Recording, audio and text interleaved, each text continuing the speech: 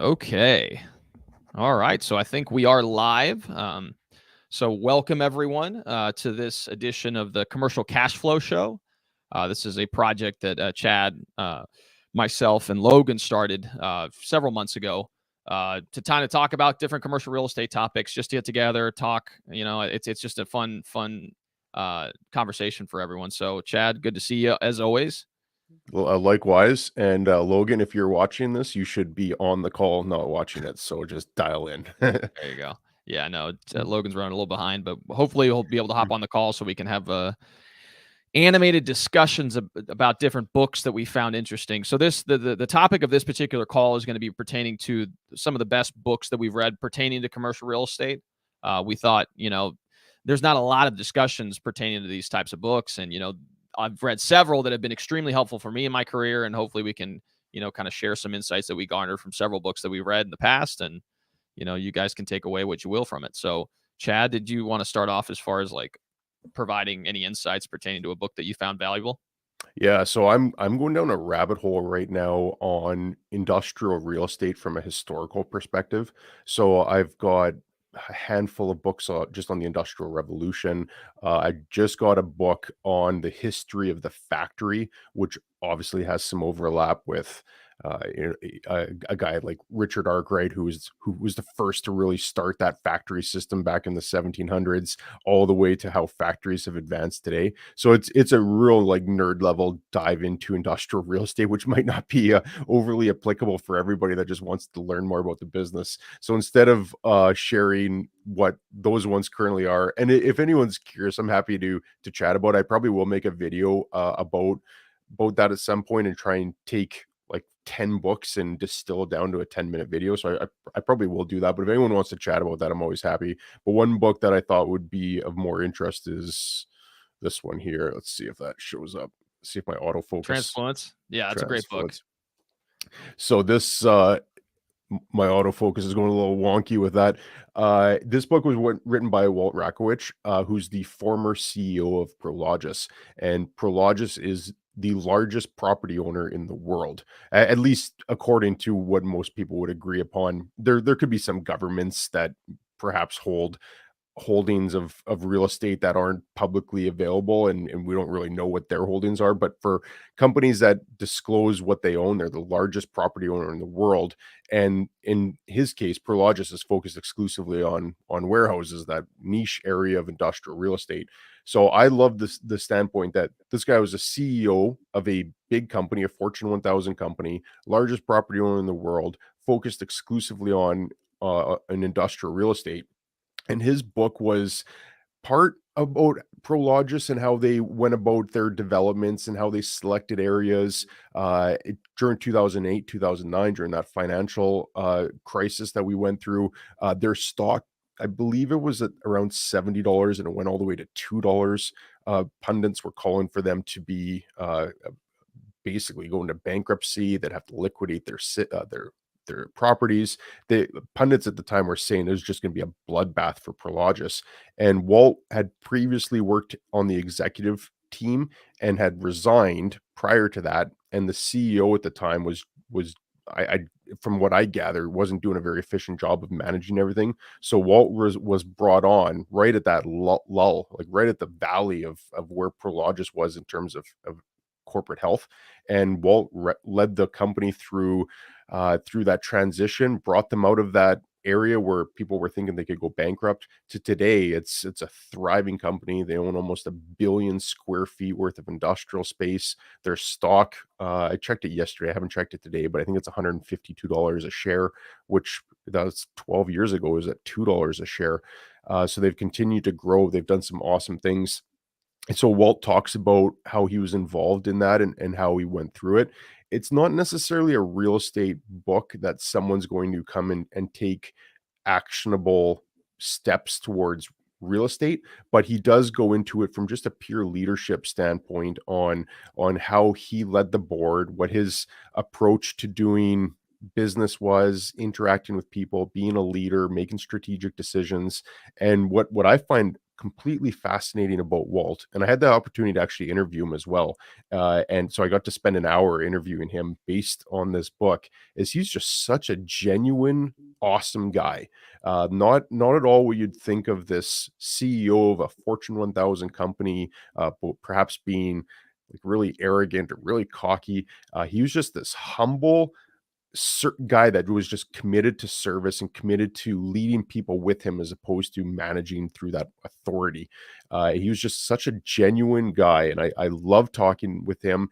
And this book is just fantastic from getting a sense that you can lead a company, you can build a massive portfolio by doing it the right way, by being a good person as opposed to trying to steamroll everybody in your way. So I think it's definitely a good book for anybody involved in real estate because they're the biggest property owner in the world. But I think it's just a book that anybody could actually benefit from. So that's I highly recommend it. I actually bought a handful of copies over Christmas and gave them out as Christmas gifts. That's how much of a fan I am of Walt and this book. That's awesome. Yeah, and I actually had a chance to watch your interview with Walt, and also I bought the book and would listen to it on Audible and Transfluence, and I can kind of, attest to what you had to say regarding that. And a big part of the lesson there is being transparent and Mhm. understanding that humility is is how you lead people. Because in reality, we don't have all the answers, and as a CEO like of a Fortune 100 company, a lot of people look to you to have all the answers, but in reality, it's a team effort, especially when you're talking about these large organizations with multivariate uh, components that are part of it. So, I think that was one of the biggest draws that I got from the book as well. And leading through crisis, that's another thing is like when you're in an environment whereby any other contradicting ideas are punished, then you become very isolated in your way of thinking, which could lead to issues. So in a situation where now you're having to manage issues, it's better to have as many ideas come to the forefront as possible. And in order to do that, you have to be able to provide a shield for people that have these ideas, and maybe they don't work, but at least you give Mhm. them the opportunity to be able to present their ideas and create a meritocracy. And there's another book with by oh man, Ray Dalio, Principles, where he talks about Yes. creating an environment whereby you create a meritocracy, and there's never a situation where people just shoot you down before you even give out an idea, especially if it has merit. So, yeah, Yeah. it was a great book. I really did value it as well. Yeah, and Ray Dalio is another guy that I'm a big fan of. I actually just got his most recent book, which is in the queue. I've got a few books ahead of it, so I might not get to that one until the spring here. But I'm a big fan of Ray Dalio as well because I think Ray and Walt are very similar, right? Like they're transparent. They're not trying to conceal anything. And to me, I gravitate towards people that do share those types of things where we win as a team or we lose as a team, but it's not me, it's how can we get there together. And I mean, that's kind of been like a philosophy of mine my entire life. So I love reading books by really successful people that share that same sentiment. Oh, for sure. Yeah, I'm a big fan of biographies as well, and I have several that I've read in the past that I found extremely beneficial, including one of my favorite was Sam Walton's book, Made in America. That was a very eye-opening book. Shoe Dog by Nike's founder, Yep. another phenomenal book. The Ride of a Lifetime by Disney CEO, unbelievable. Bob Iger is an impressive individual as well. So Yeah. I love reading biographies, and even biographies of individuals who were previous. Like I read Ulysses S. Grant's biography. Hmm. I've read several other biographies. Andrew Jackson. I love reading about different presidents and how at the inflection points in their presidencies, how they came to the conclusion of what to do. So it's very interesting to hear you say that.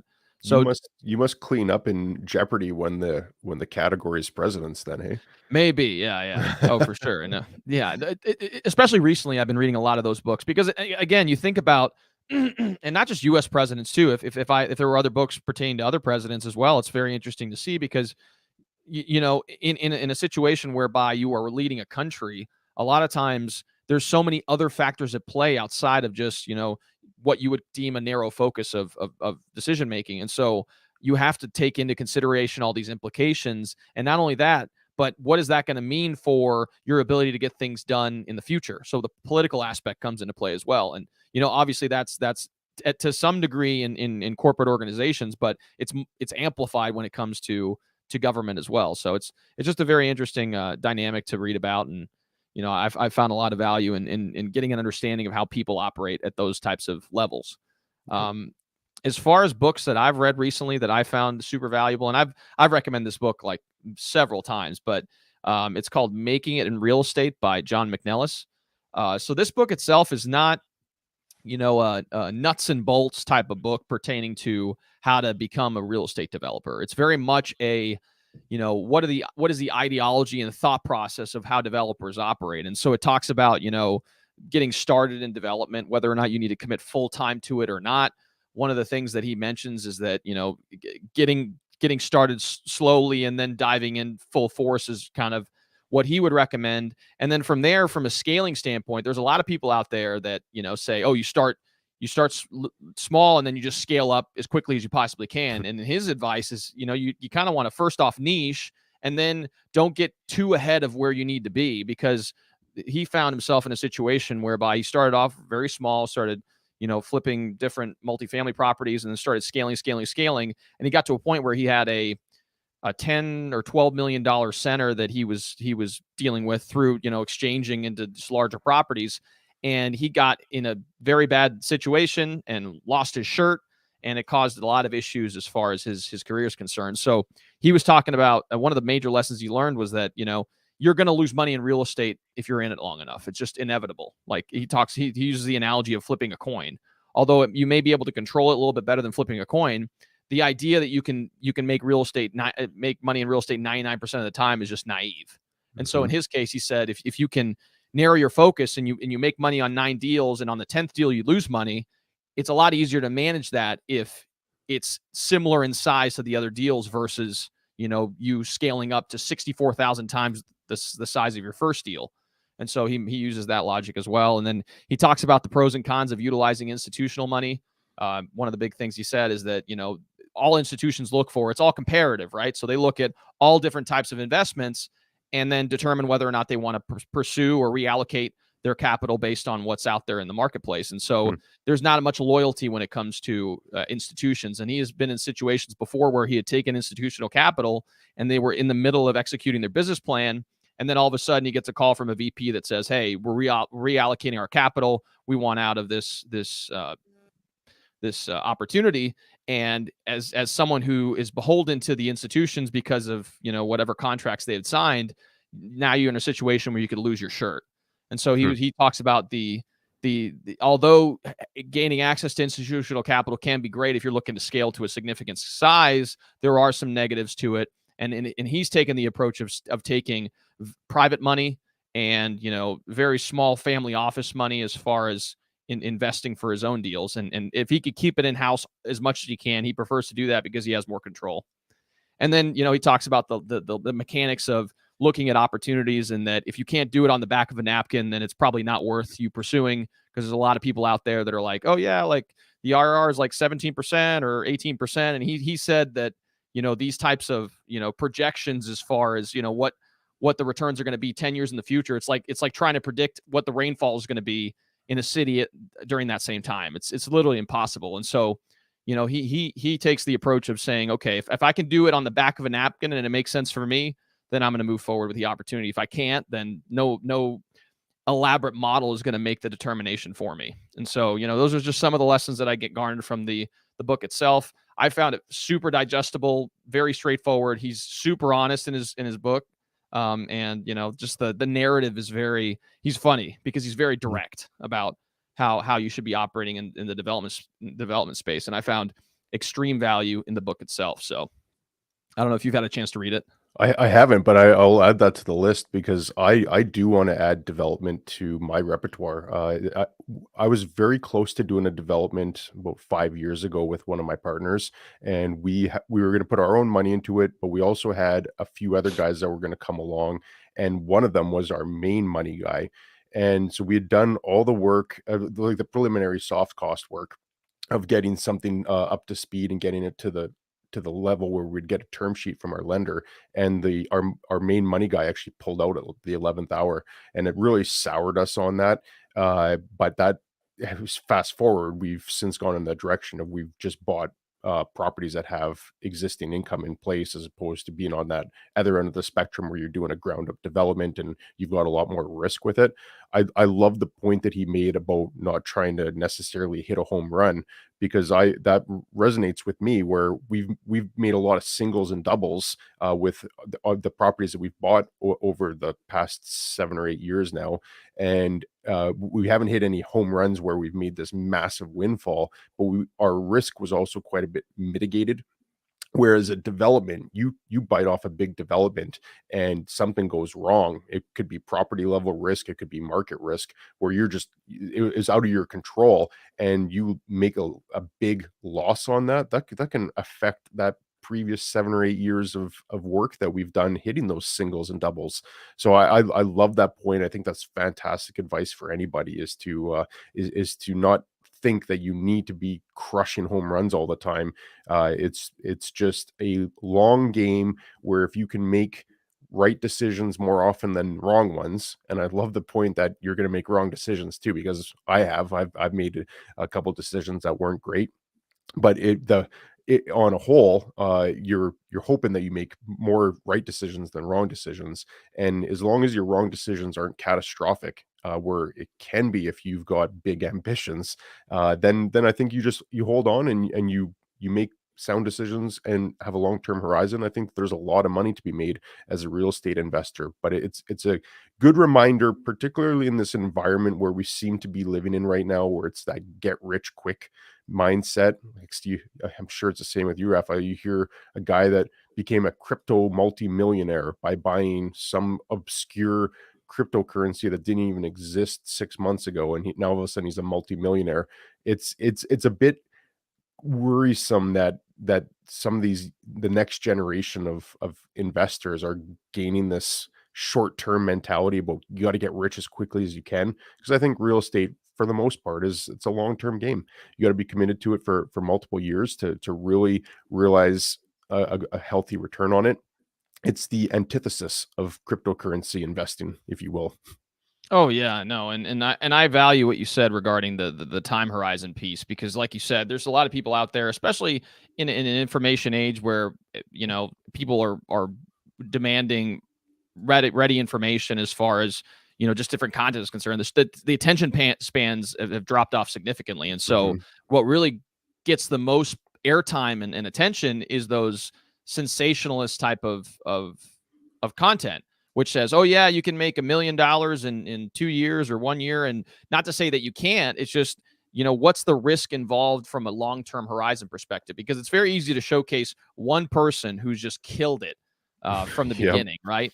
It's very easy. It's like they never show the other people who had lost significant amount of money when it came to the speculative investments that they had made. And so I think I agree with you as far as that's concerned, is understanding that the time horizon is long when it comes to real estate, and there's a significant amount of value there as well. And then I interviewed a gentleman named Bo Beery, who's a commercial real estate broker in Florida. He specializes in just multifamily properties in the northern part of Florida. And he said that the best investors that he deals with that are the most successful and have ultimately the highest net worth are those individuals who just hit singles. That's all they Mhm. do.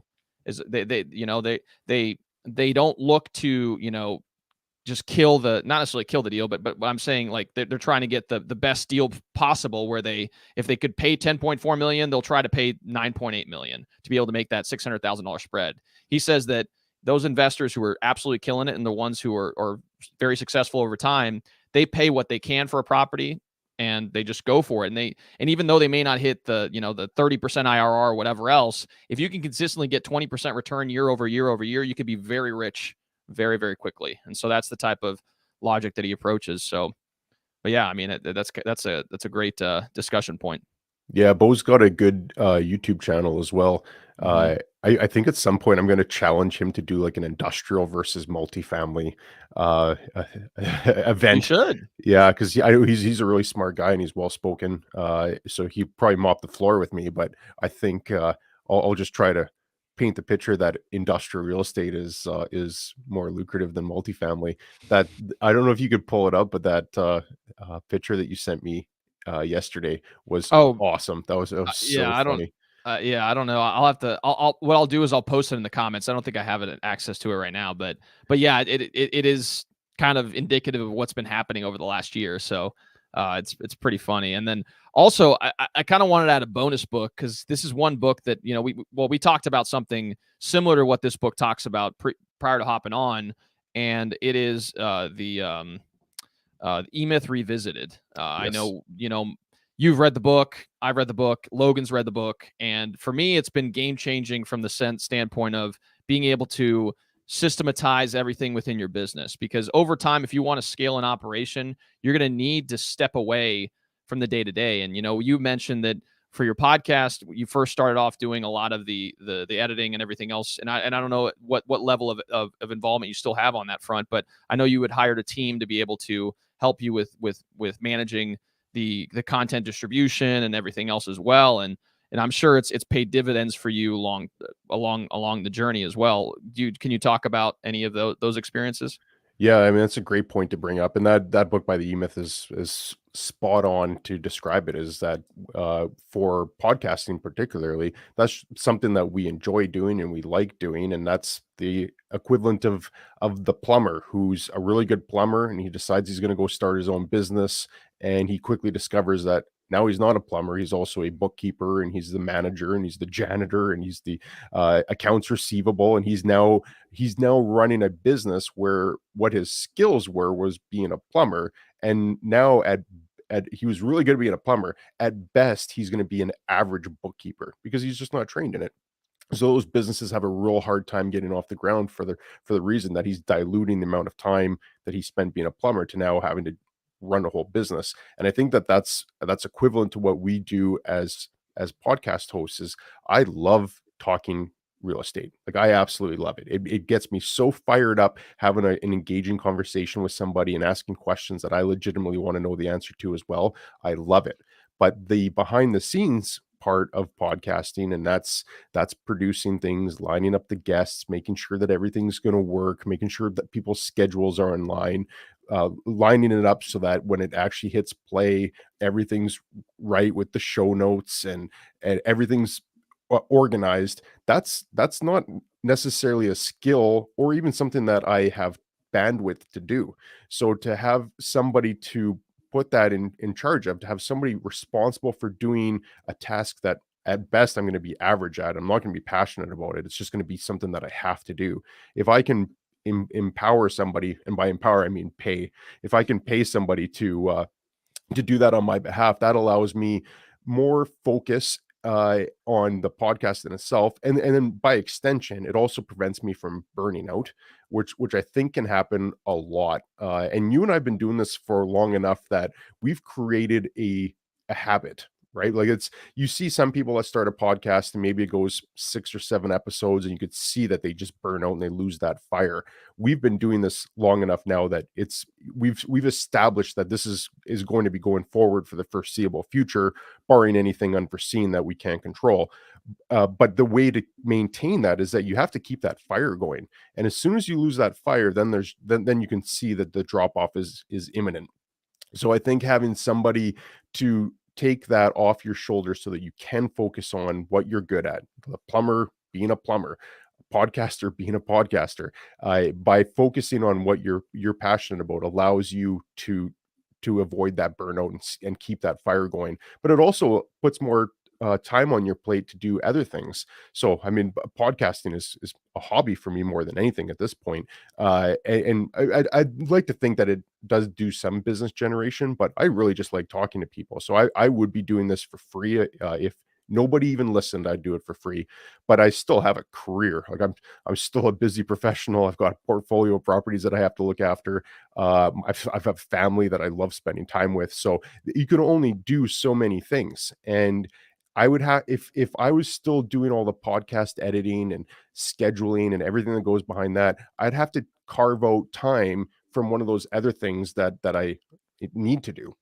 So it really does come down to just you, whether you're prepared to make an investment in what you're doing, or whether you're just going to take away time from something else that you should be doing to do something tedious that in my case anyways, I don't like that element of it. It's just it's a lot of work. So I've brought on a podcast producer in January, so I guess I'm just over a month into it right now, and it's going very well. He's very efficient, keeps everything running smooth behind the scenes, and I'm committing to it for the foreseeable future, just to see where it can go. But and I know you've got a similar a type of plan going forward as well. Like, is that similar to what you're doing?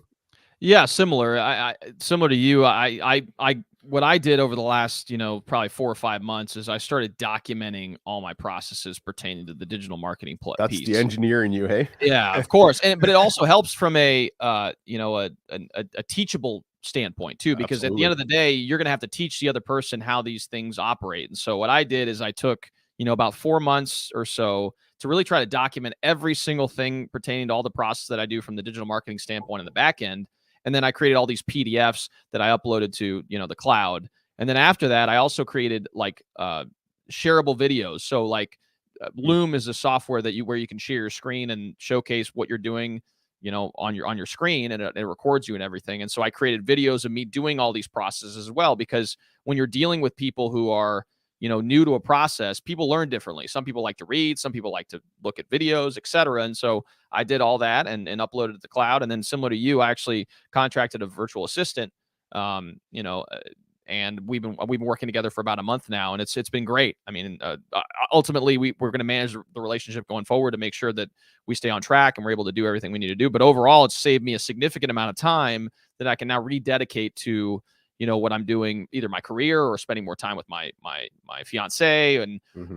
just get some time back. Because in reality, a lot of times we don't value our time as much as we probably should, because that's the only resource that is finite, in this lifetime. And so, I think, when I read that book several years ago, it kind of went in one ear out the other to start off with. But as I started growing more in my commercial real estate career, I realized the value of being able to leverage other people's time when it comes to, your business. And so, Yep. I thought it'd be great to share some insights pertaining to that book, because it really is applicable not only to commercial real estate, but really every type of industry that you're in.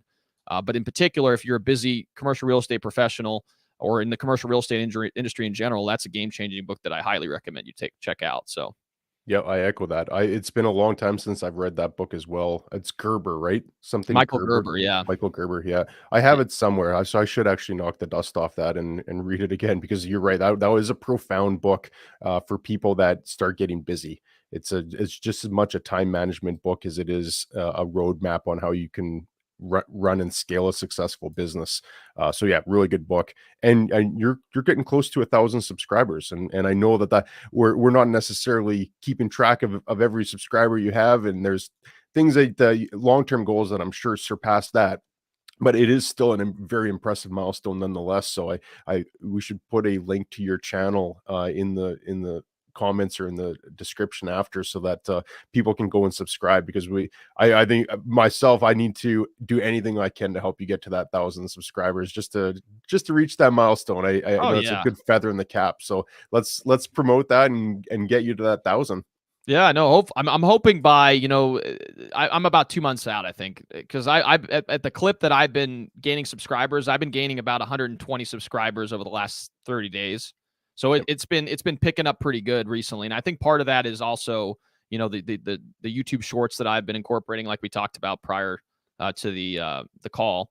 So it's been picking up pretty good, and I foresee probably by April, maybe May, I'll be at that 1,000 mark. But I appreciate all your support, Chad. Like, it's been awesome to get to know you over these last, several months. And, it's great to see the community that we're starting to build as far as content Absolutely. creation for commercial real estate, because it's sorely needed. Because I feel like it's one of those industries, as we've talked about on several occasions, it's very like vague and opaque. It always seems like people are kind of keeping the information close to the vest, when in reality, in order for us to prosper as an industry, we need to make sure that more and more people understand the value of being in the business. And yeah, we're happy to be those I guess the watering hole when it comes to commercial real estate information. Yeah, you're right. There's very very little available. And the reason you're having great growth is because you're putting out a ton of awesome content, and there's not many people that are putting out broad commercial real estate content with no self-interest in there. Like, you're not promoting your business, you're not trying to use that as a direct business generator. You're just providing as much content and value as you can to anybody that's interested. And I bet we could count on two hands at the most the amount of people on YouTube that are actually putting out content like that. So you're right, it is a very small community. It's funny when I talk to people that reach out to me and we start having conversation, they always say, "Oh, I love watching you and Raphael and Tyler Cobble comes into it all the Cobble, yeah, time he's as well. killing it, man. I He's haven't had a killing chance it. to meet him yet, but I'd love to be able to meet him one day because he puts out some really good content and he's doing some really cool stuff too. He's doing So some really cool stuff. So yeah, it's not a very big group of people. I hope more people do it. It's the more we can build this, it's one of those things that the more water that gets in, the more all the boats will rise. So I think that there's plenty of space for other people that want to join into this community and help out. And I'm always willing to chat and share what's worked for me or what hasn't worked. But I back to your channel. I really do appreciate everything that you're doing on that. And I think you're adding a wealth of free knowledge to people. So go to Raphael's channel and smash that subscribe button. there you go. Yeah, and same with Chad. I mean, if, especially related to industrial real estate. I mean, I can't think of anyone else who's doing it at the level you are, and I'm honored to know you as well. And for those of you guys who are watching too, feel free to type away in the chat box pertaining to what books you found value as far as commercial real estate is concerned. We shared a few today. One being Transfluence, the other being Make It in Real Estate, and then kind of as a bonus, we included the E-Myth Revisited by Michael Gerber, which is really a game-changing book pertaining to how to scale your operations by systematizing things and then leveraging other people and their skills to be able to grow your business as well. So we'd love to hear from you guys pertaining to what you find value as far as commercial real estate books concerned. Did you have any other ones you wanted to share, Chad? I've got another one that I did. They're not real estate, but I had them close by because I thought that they're just worth sharing. So I'm a huge Malcolm Gladwell fan. So this most recent one that he wrote is The Bomber Mafia.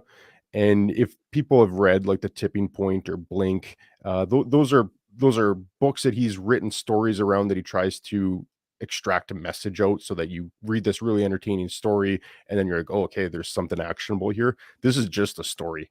It goes back to Second World War, the bombers in there, just internal politics with dealing with the people that were making the big decisions. It was just an absolutely fascinating book. So you're not going to come away with like any profound wisdom by any means, but if there's just a book that you wanted to just get into where you start seeing the character development, and Malcolm is just an unbelievable writer. He's one of my favorite writers, actually. And that storytelling that he has in this book is fantastic. So just a book, if you're at the beach sometime and you want to have a book that you read for a week, that'd be one that I recommend.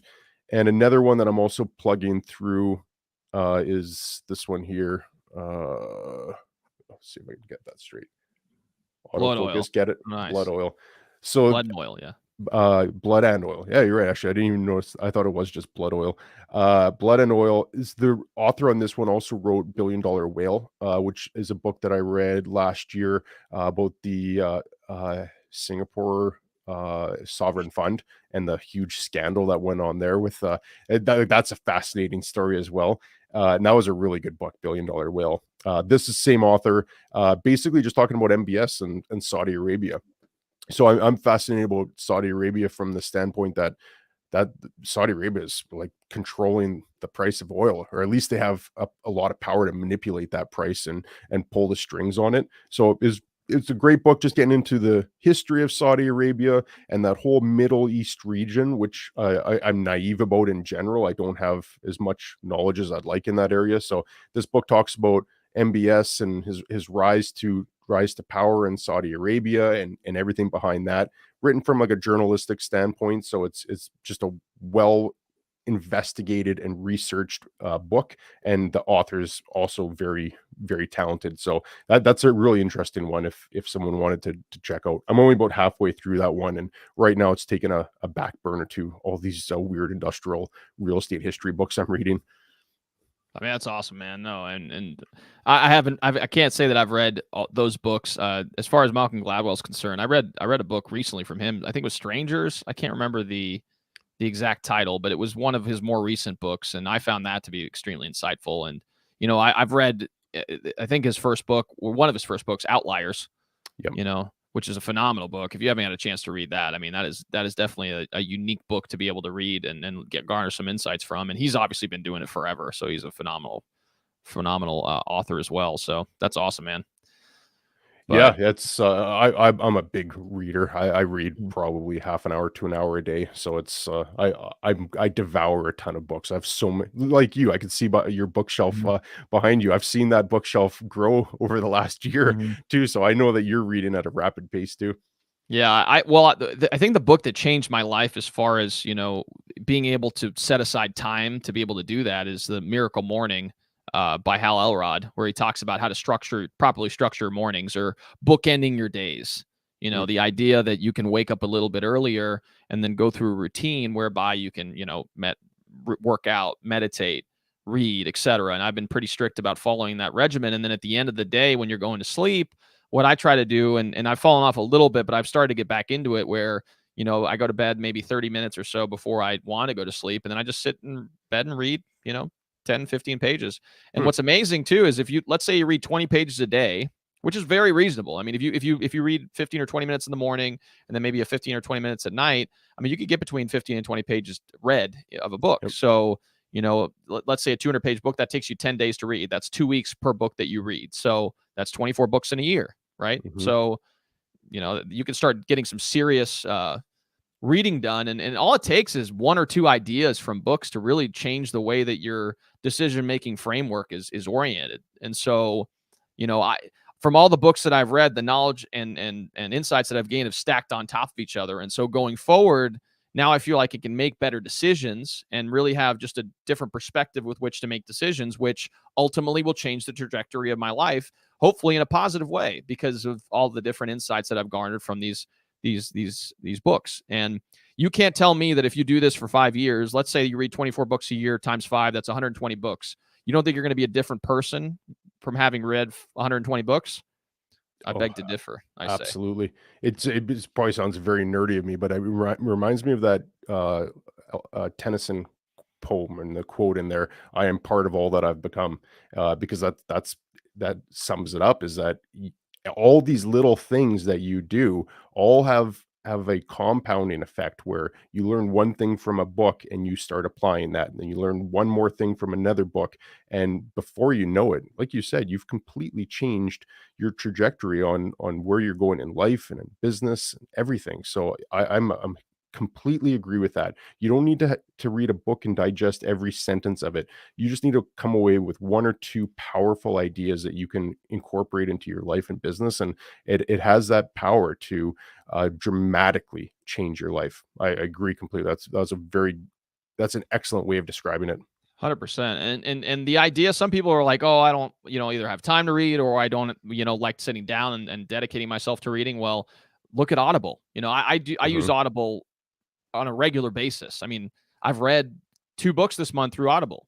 So instead of listening to music when you're in the car, it can become, your car university as you're Absolutely. driving to an appointment, or maybe you're working out or going for a run or washing some dishes or whatever. Throw on the headphones and start listening to some books. I can't tell you how many books I've read. I probably have like 200 or 300 books in my library for Audible, because I started a couple of years ago and I get 2 credits a month. So, I mean, it just adds up really quickly. So I guess I don't want people to think that there's an excuse to not read, because, it's so easy nowadays. And even podcasting, like what we do, Absolutely.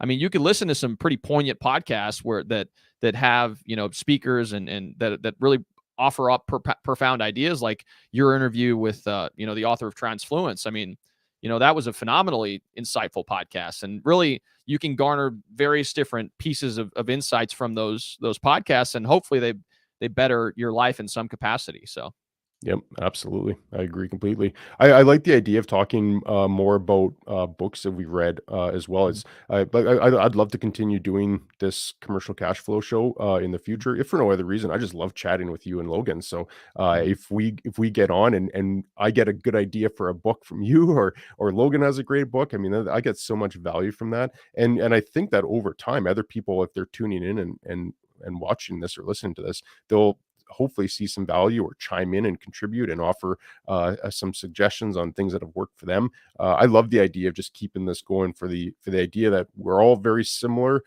Even though we're different sides of North America, we all have similar goals, similar objectives. We're doing the same type of thing. So I look forward to keep doing more of these and chatting about books or news or just things that we're doing that's successful for us. For sure, and we have people tuning in on LinkedIn as well. So we've had several people, chime away in the comments as well. And obviously, we appreciate your guys' support, and we're trying to build a community of individuals who are passionate and want to learn about the commercial real estate industry. And we're going to continue to do this on a regular basis. And we're looking forward to continuing to work with you guys. And if you guys have any ideas as far as things you would like us to talk about, or maybe some insights as far as different books that have added value to your life, we'd love to hear you type it away in the chat box. And going forward, keep us in mind as far as ideas pertaining to things we talk about, because like I said, we typically do this like I said, on a regular basis, and we're going to be talking about different books that have impacted us. We're going to highlight different articles that we've read that really that are informing what the future of commercial real estate is going to be like. And ultimately, we're going to be digesting the ideas that you guys share with us to make sure we make the content as relevant as possible. So Yep, well said. Quick promo as well, if anyone wants to tune in at 2 o'clock Eastern today, so just over an hour. I'm interviewing a guy named Sandy Schindelman, who is a legend in commercial real estate, and he is one of the most interesting, fascinating, and funny guys you'll ever hear. So if you want to join into that, just head over to my YouTube channel. If we can put a link in there at some point, Raphael. yeah, It's yeah, live interview as well. So I'd love it if people could join in, ask some questions. I love having other people ask questions because they come up with things that I didn't think of myself. So it's like Raphael said, just trying to build a community, add some value. That's my long term goal with it as well. But if you have a chance, just over an hour, I'll be interviewing Sandy. awesome. Yeah. So what I'll do is we'll take the link that you're referencing, and I'll post it in the LinkedIn chat as well. So for those of you guys who are tuning in on LinkedIn, it'll be available to you. So cool, guys. Well, again, thank you all for tuning in to this week's edition of the Commercial Cash Flow Show. Chad, it's always great to see you. And unfortunately, we weren't able to see Logan, but I'm sure he'll be here next time to kind of talk about different commercial real estate topics. So We might have to start a pot where if somebody misses the meeting, they've got to put a little bit of money into the pot, and then mm, we, assuming if Logan keeps missing these, we'll be able to get a pretty sizable pot going. And then who knows? We could do something fun with that if we do a live meetup at some point down the road. I mean, I'd love to do one of these in person sometime. Like that'd be an awesome goal to have, and maybe mhm. Logan can fund that by by not being here. So sorry, Logan, we're You hear Logan? You hear volunteering that, you Logan? to make the first entry into the pot so we can have a live meetup event. Oh yeah, that'd be so cool. Like I would love to do something similar to that. And I'm sure if you guys are interested in that at some point in the future, I mean, we'd love to get something together where we can bring people in from outside of just your local area, and maybe get together in some city, and have a little conference or a little meetup to be able to share ideas and leverage each other's network. So That'd be so much fun. I think we should have that as a goal oh, it of will. at some point to do that because I think that'd be so much fun. I mean, we're growing our network pretty significantly, so I don't think that's outside the realm of possibility within the next several, year, maybe a year or two. I mean, I think, or even sooner. I mean, I'm Yeah, open to me everything. I'm looking to travel a lot more this coming year. likewise. Especially for conferences. I think it's going to be a very active year. 2022 is for business. So, Yep. And maybe we could even tie in an event ahead of a conference, like do mhm. it a day before where we do a meetup and maybe do like a live broadcast and then also have it open for anybody that wants to come and just hang out and try to tie that into a conference. I love the idea. Let's keep that on the radar to do something in the near future. Oh, we will for sure. Well, cool guys. Well, again, all you guys who are tuning in, we greatly appreciate all your support. Again, feel free to we'll see. We will be sending out reminders pertaining to Chad's event today at 2 p.m. And then I guess we'll see you all next time. We're excited to continue to create great content for you guys. Yep. Thanks, everyone. All right. See you guys. Bye.